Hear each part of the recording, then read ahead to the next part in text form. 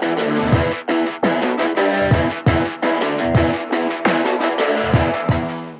and welcome to the virtual groom room. My name is Jack, your host, and today I'm bringing you my first impressions review of the Rockwell 6S. Now, I understand I'm fairly late to this game, and because of that, you would have probably seen a few of these already. However, I like to think that I approach my reviews with a slightly different flavor to everyone else. I guess let's get into it. Let's discuss the metrics I'll be covering before we get into it, however, and that is 4 metrics: boxing, design, shave, and value. Not in that specific order though. Just jump straight into it. Let's get into the boxing. So, this is the box for the Rockwell 6S. You've have seen this before. The boxing for this, I give an easy 9 out of 10. The boxing is classy. It is faux leather, it's not real leather, and I'm pretty damn sure of that, but that's not particularly a problem. Aesthetically, it looks good. This is plastic, this isn't metal, it looks like metal. It's like a chrome hardened plastic, which is nice. The thing I like about it, and probably the more important thing, is if you look inside here, the foam inserts are of a very high standard. There's also this that will fit in over the top. So yeah, really, they've thought that out pretty well. The boxing is very good, but as I always say with the boxing, you don't shave with it. Yeah, so there is that. Let's get on to the next portion, and that is the design of the Rockwell 6S. I have some notes next to me, so you'll occasionally see me scroll down on my notes, so forgive me. So the design. The big thing about this design for me, it's made in the USA. In fact, I don't particularly care about that, but I know a lot of people will. It's made out of 316L stainless steel. It is what I would call the first semi-adjustable razor. And what I mean by semi-adjustable is, let me get you to zoom in on this. These are the numbers of base plates. R2, R3, ascending and descending. The higher the blade gap, or the higher the plate number, the higher the blade gap. The lower the plate number, the lower the blade gap. Pretty self-explanatory, right? I believe this was the first razor to do something like this. I might be completely wrong, but in the case of changing base plates as opposed to like a dialer, like the old Fat Boy Gillettes would have had, or the slim adjustable, stuff like that, I believe that's what these guys invented, and a lot of razors do that nowadays. If you put a blade in it, I believe it has very little blade overhang. I'm not going to show you here. What I'll do is I'll post a photo somewhere, if I remember, and I will. Post a photo on the corner, and you'll see that it has very little blade overhang. There is blade overhang, but it's not much to really be bothered about, really.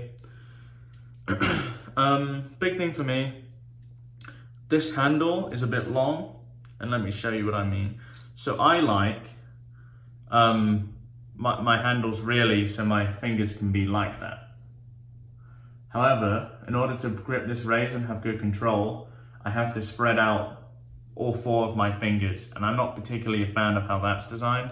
The thing I love about other razors, such as the Carve, for example, is that you can choose your specific handle length.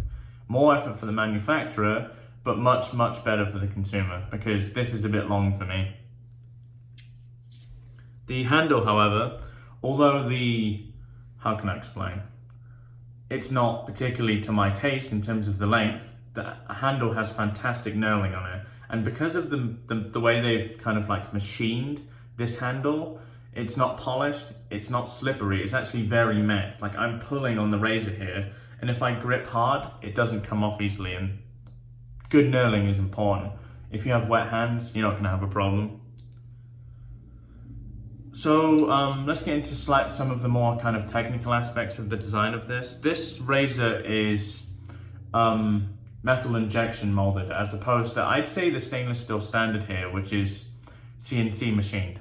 There's big differences between a CNC machine razor and an MIM razor. An MIM razor utilizes metal powders, so it's not made out of a solid block of, in this case, stainless steel. Anything made out of a solid block of stainless steel is naturally going to be a little bit more durable. And when I say a little bit, you're probably not ever going to experience a lack of durability because of how I guess, corrosion resistant stainless steel is in the first place, but just be aware that it makes a difference. If you hand down and over the space of 100 years, you'll notice a little bit more corrosion on a MIM piece as opposed to a CNC machine piece. Another thing I like, it's not polished. I actually really like this machined look. It has its disadvantages for me. I think if it was polished, it would have a slightly smoother action on the skin. However, I prefer the way a matte razor looks. Next point, I'd say there are good posts to assure good blade alignment. The posts here are very, very exaggerated. Kind of unlike most razors you would see, to be honest with you. Those are the posts here. The razor will just sit on it flat, and because of how high these side posts are, it generally won't move. So that's obviously a good thing because of good blade alignment. One thing that bothers me about this is I believe there should probably be a bevel here, because if you screw this on at like the wrong angle, like this for example, it will do this, and you see how the alignment there is off. It's really easy to do when you're not paying attention, and I think if you can, with a bit of, I guess, idiocy, you could probably roll the threads on this, and that's not good at all. A bevel would allow for it to kind of adjust itself as you're kind of turning it on so you don't fuck it up. Overall, I give the design of this razor an 8 out of 10. Pretty high, and you're gonna see this consistency. Okay, so the next part is the shave. Big thing for me, and probably a big thing for you. Even on setting 6, I didn't feel this thing to be aggressive as a lot of razors I've used. I would say, or even efficient. Let's use the word efficient. It's not as efficient as the Rex Ambassador. Even on setting 4, like setting 4 Rex Ambassador feels efficient. The D plate on the Carve I know is more efficient, and I have used it. I didn't particularly like it too much because it's just not for me, but it's more efficient and quite a lot more efficient. And then the Carve goes all the way to the G plate now, so figure that out.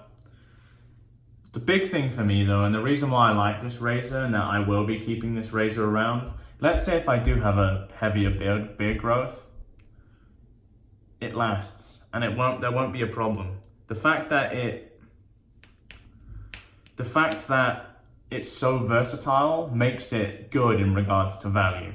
And I think that, you know, let's say you take it on a holiday trip, for example, a vacation, and you need to mow down 4 or 5 days of hair, and you're going to a wedding.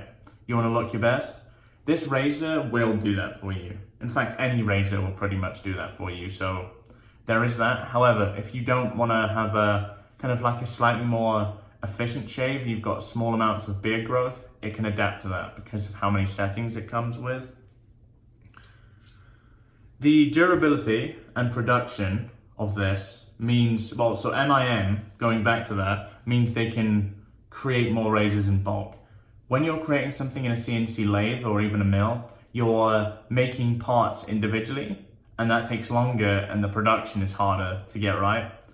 For MIM, you can kind of make stuff in bulk. So this is why they're able to give you such a competitively priced razor, good razor at such a low price. Another thing, and probably the last point on this, is all you guys know, or maybe you don't, this utilizes double-edged blades, and thus making it really, really versatile. You can have something really sharp in this to change how your razor shaves, or you can have something quite mild. Very versatile. They're also the cheapest blades on the market, so that's good too. I give the value of this overall an 8 out of 10. The 10 out of 10 would be based on the durability, and I don't think that comparing it to something like the Rex Ambassador, which, don't get me wrong, is 2.5 times the price, the fact that it's CNC machined, the fact that the finishing on the end of it is probably a bit more rigorous, I give that. If the Rex Ambassador was the same price and it was manufactured the same way, it would deserve a high score. 8 out of 10 for this, I think, is perfectly fair. The shave. Now, let's go over kind of how I feel the shave went with these. The shave is consistently comfortable. And what I mean by consistently comfortable is I never have any issues with it thinking that, okay, this is an aggressive razor, this is going to be uncomfortable for me. Even on the higher settings, I find it to be pretty forgiving, even if I think it makes a good beginner razor because of that. You can get used to the sort of blade exposure on your skin, and I think that's a good aspect of it. A large choice of blades depending on your desired face fill. I mentioned that in the value section. The blade angle for me is fairly unique, and because of this, it has like a really, there's not a blade in it, but I'm gonna show you a photo again if I remember. The blade angle is steep, and because of that, you end up inclining it on your skin. You can even shave with it like this, I believe, and it would still work. And I think because of that, it's, I guess, designed to be forgiving on your skin. The safety bar is extremely pronounced as well, in the sense that it's pretty large, in the sense the surface area of the safety bar is actually pretty big.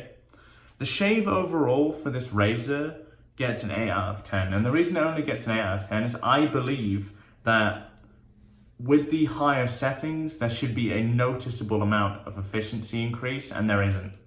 Don't get me wrong, setting 6 is more efficient than setting 3, for example, but it's not that far step ahead. I think if this razor covered a higher spectrum of efficiency levels, more seasoned wet shavers would use it, because it's kind of like, well, if someone wants to use an extremely efficient razor, they're not going to pick up the 6S, and that is the way it is.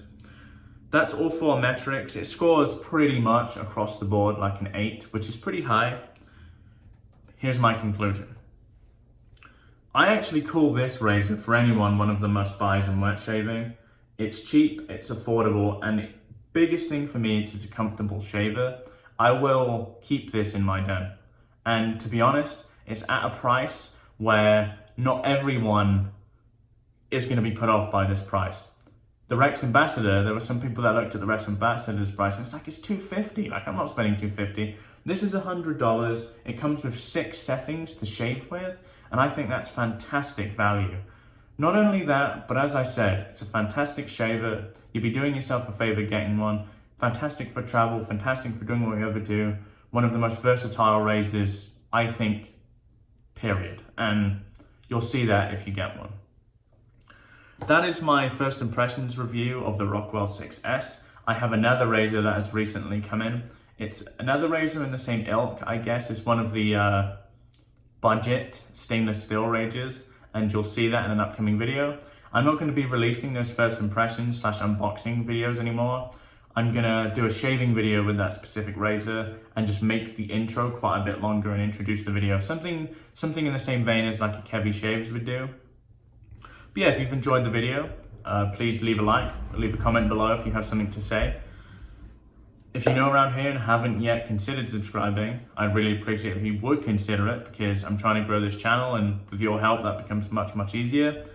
Yep, apart from that, it's your host Jack from the Virtual Grim Room. Have a wonderful remainder of your weekend. It's Saturday today. Goodbye for now.